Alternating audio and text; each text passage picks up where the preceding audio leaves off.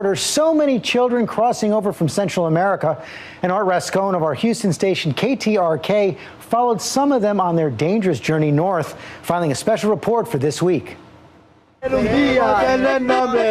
Welcome to Guatemala City, the heart of the Mayan civilization.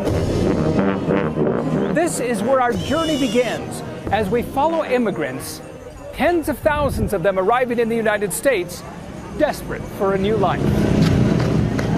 Immigrants everywhere, always on the move, like Maria and her two children from the Honduras-Guatemalan border.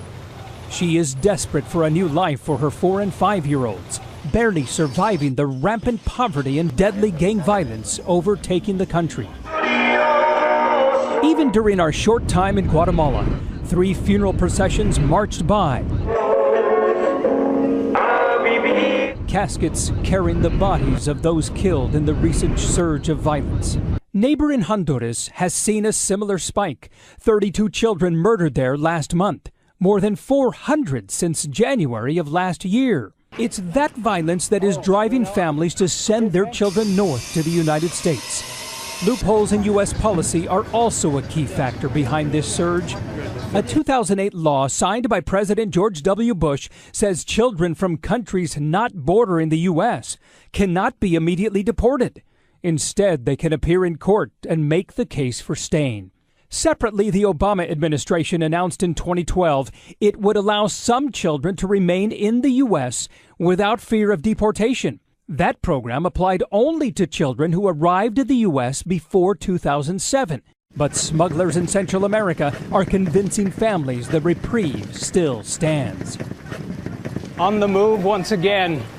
Here are a couple of dozen immigrants, this group specifically being led by coyotes, smugglers. 16-year-old Antonio, traveling alone from Honduras, was picked up by a smuggler with promises of making it to the U.S. to find work. How much do you make a day? 30 quetzales cada día. 30 quetzales every day for work here, which is about $5. That's it. ¿Cómo te llamas? Not far away, 15-year-old Jose, fleeing the increasing violence of Guatemala. Let's go. Finally reaching the Guatemalan-Mexican border and a secret border crossing, fear clearly evident in his eyes. ¿Por qué tiene miedo? Why are you afraid?